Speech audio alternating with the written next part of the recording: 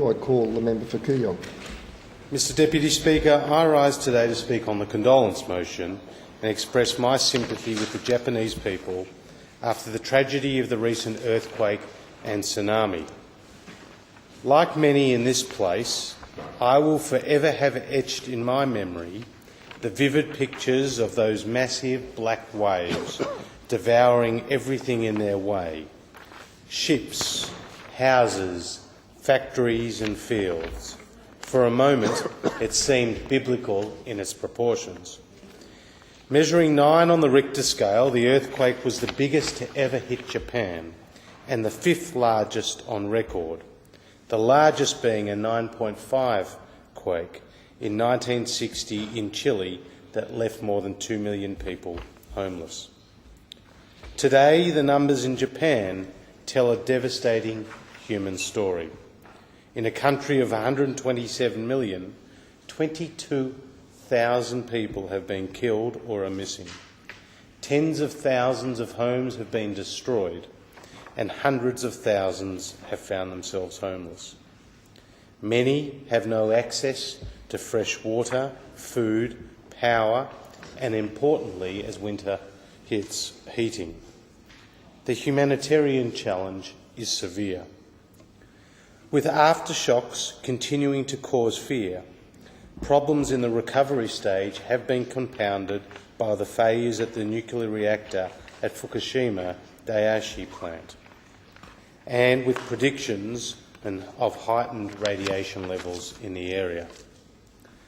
Fortunately, Mr Deputy Speaker, the latest reports indicate that engineers have been able to reconnect all 6 reactors to the electricity grid, and let's hope the situation stabilises with minimum damage. Significantly, the world responded to the Japanese disaster quickly, effectively, and with overwhelming support. Over 80 countries have sent emergency aid workers, and the Americans have sent a significant commitment of military personnel.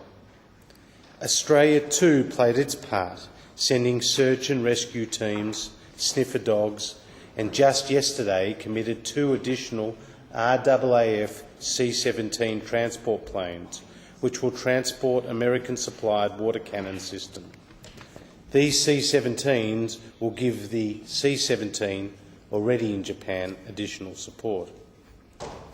Australia's contribution reflects our deep and significant bilateral relationship. Australia has no better friend in Asia than Japan, and our relationship extends through the political, security and economic spheres. For decades, Japan has been Australia's #1 export market, and our people-to-people links are particularly strong. Indeed, only months ago, my wife and I spent our honeymoon in Tokyo, Hiroshima, Kyoto and elsewhere, exposed to the beauty, the history and the rich culture of Japan and its people. The Japanese are a resilient people who have survived recent tragedies like the Kobe earthquake in 1995, and each time have rebounded with vigour.